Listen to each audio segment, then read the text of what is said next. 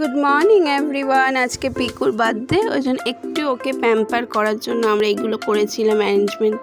ওর পাপা ছুটি নিয়েছিল অফিস, আর এই যে আমরা সব এখানে বেলুন টেলুন সাজিয়ে রেখেছিলাম, ওটা কেটেই বেরোলো।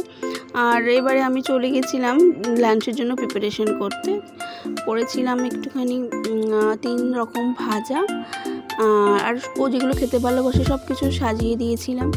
ডাল, তারপরে পনিরের তরকারি 2 রকম, চিকেন, আর করেছিলাম সোয়াবিন, চিংড়ি মাছ ভাপা, পায়েস, মিষ্টি, দই, আইসক্রিম, আর ও যেগুলো ভালোবাসে সবই ও ঝুড়িতে সাজিয়ে দেওয়া ছিল।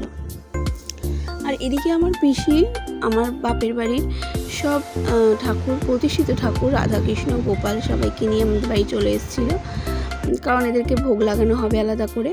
আর এই যে আশীর্বাদ পর্ব চলছে, সবাই মিলে ওকে আশীর্বাদ করছে, আমার শাশুড়ি, আমি, তারপরে পিকুর পাপা। আশীর্বাদ করা হয়ে গেলেই পিসি বেরিয়ে গেছিলো, বেরিয়ে যায়নি, আমার ছাদেই রান্না করতে শুরু করে দিয়েছিলো ঠাকুরের ভোগের জন্য। তো সবাই পিসিরা সব হেল্প করে দিচ্ছিলো।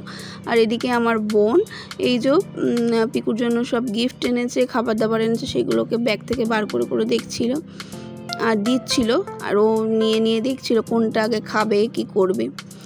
আর এদিকে দেখো পিসি ভোগ লাগিয়ে দিয়েছে, এখন ঠাকুরের আরতি হচ্ছে। আর আমি চলে গেছিলাম রাতের জন্য রান্না করতে, চিকেন কষা, আর এইদিকে ছিল হচ্ছে ফ্রাইড রাইস, চাটনি, পায়েস, পাঁপড় এগুলো।